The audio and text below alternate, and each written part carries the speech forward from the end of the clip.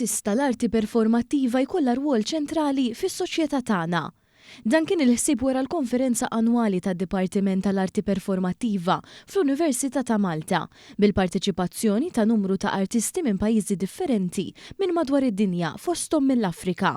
Din 11 l-edizzjoni tal-konferenza fukat fuq kif mhux biss l-arti performattiva qed tiftaħ il-bibien tal-opportunitajiet biex studenti jiżviluppaw il-potenzjal artistiku tagħhom, imma kif bħala ċittadini nkunu nistgħu nużawha fil-ħajja tagħna ta' kuljum. Professur Filip Ċantar mill-istess dipartiment spjega lil One News li l-arti performattiva tista' tintuża f'sitwazzjonijiet diversi fosthom l-isptar, il-ħabs u fil-komunità u importanti ferm li wieħed jagħmel użu minnha. L-arti performattiva llum il-ġurnata il-post tagħha mhuwiex biss fit-teatru jew inkella f'postijiet ta' divertiment, hija imma wkoll f'postijiet bħalma ngħidu l-isptarijiet,